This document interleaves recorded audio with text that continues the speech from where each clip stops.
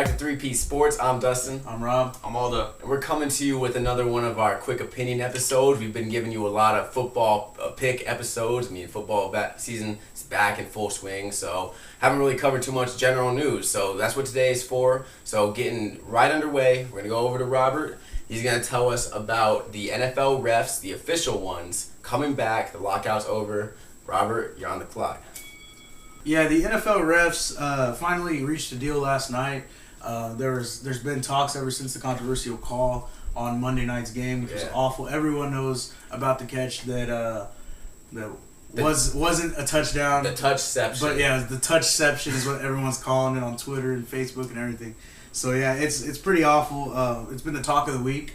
You know, after the Monday night game, all of Tuesday and part of yesterday was the talk about it. So everyone hates it. Everyone hates the old refs or the replacement refs. And so they finally reached an agreement. The first game that they're going to ref is tonight, the Ravens and the Browns. I'm happy. Everyone's happy. Yeah. Coaches are happy. Players are happy. Everyone hates the replacement refs. No disrespect to them. They did try hard, but they weren't trained right. And everyone knows that they weren't trained to be NFL refs.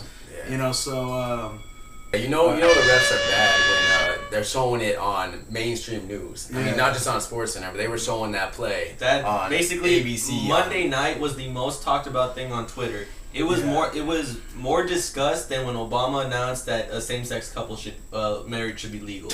That's how more important this was. And Ed Hockley was trending on Twitter, which was huge. Yeah, heard he did some push-ups to celebrate the lockout. That dude was ripped. Yeah. All right. Well, moving on, we're gonna go to MLB, the standings in baseball, and Dustin, you're on the clock. All right.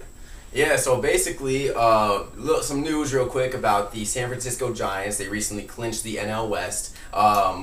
A while back, Melky Cabrera, their best hitter at the time, and he led the league in hits at the time before he got suspended. He got suspended, and they're going to be in the postseason, but they have made the decision to not use him in the postseason because he needs to start a rehab process, and they also like that the new roster they developed without him, so he will not be there in the playoffs if they get past the first round. Also, just to quickly go over the standings, in the AL, the division leaders, they have clinched the New York Yankees, the Texas Rangers, but the Detroit Tigers, they lead the series by 1.5 games. That's really close with the Chicago White Sox. We're going to have to see what happens there. Baltimore, Oakland, and Angels are all in the running for the wild card right now. To quickly go to the NL, you have the Washington Nationals, Cincinnati Reds, and the Giants, who I just said have the division lead. And you have the Giants. You have the Dodgers and St. Louis going for that second wild card spot, with the Braves recently clinching the first wild card spot. Yeah, so moving on, we just solved this lockout with the refs. We have another sports lockout in the NHL, hockey. Aldo, tell us about that. What's going on?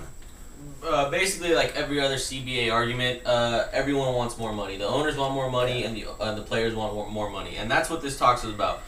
This commissioner has probably been one of the worst commissioners in hockey. 3 lockouts in a span of about 18 years. So, with one season being fully canceled. So it tells you how bad this commissioner is. Yeah. Basically, they're trying to find a way to split $3 billion in annual revenue. And so far, they've canceled all the preseason games, and they're going to be talking again on Friday, planning to negotiate throughout the weekend. If this negotiation falls through, basically, the opening games are canceled. That's basically what it means. If these talks don't go through, opening season, the opening games are canceled, and we'll probably not have a season until probably November. That's if this even gets resolved.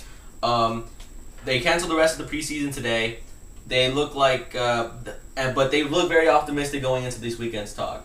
Basically, the players want about 52% of the annual revenue, while the owners want 52% as well. So I feel like it should go to the players more than the owners, but we'll see what happens.